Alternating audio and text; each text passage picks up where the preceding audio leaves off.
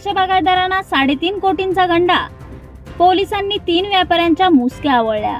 सातारा आणि सांगली जिल्ह्यातील 110 द्राक्ष बागायतदारांना सुमारे 3.5 कोटी रुपयांचा गंडा घालणाऱ्या 3 द्राक्ष व्यापाऱ्यांना तासगाव पोलिसांनी जेरबंद केला आहे। गेल्या 3 वर्षांपासून सांगली आणि सातारा जिल्ह्यातील शेतकऱ्यांची फसवणूक करण्यात येत होती। मुंबईत द्राक्ष निर्यात करणार असल्याचे सांगून संबंधित व्यापाऱ्यांनी सुमारे 110 शेतकऱ्यांची 3.5 कोटी रुपयांची फसवणूक केली होती। हे व्यापारी वेगवेगळे पत्ते आणि खरेदीची ठिकाणे बदलून शेतकऱ्यांची लूट करत होते। विटा, पलूस, मायनी आणि तासगाव परिसरातील शेतकऱ्यांची जवळपास 3.5 कोटी रुपयांची फसवणूक झाल्याची माहिती आहे।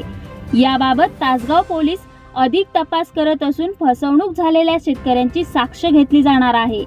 सावळज येथील द्राक्ष उत्पादक अंकुश माळी यांनी तासगाव पोलिसांकडे 21 ते 24 फेब्रुवारी 2023 या काळात सलीम सय्यद या व्यापाऱ्याने 9,23,000 रुपयांची द्राक्षे खरेदी करून फसवणूक केल्याबाबत फिर्याद दाखल केली होती।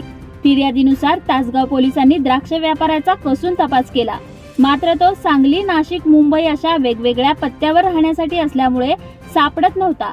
गेल्या महिनाभरापासून पोलिसांनी कसून तपास केल्यानंतर अहमदनगर येथे सासूरवाडीत सलीम सरदार सय्यद हा व्यापारी सापडला। त्याला अटक करून त्याच्याकडे कसून चौकशी केल्यानंतर त्याच्याकडून इतर व्यापाऱ्यांची माहिती मिळाली आहे। याच प्रकरणात द्राक्ष खरेदी करणारा सावर्डे येथील अधिक पवार ही गुन्हा दाखल करण्यात आला आहे।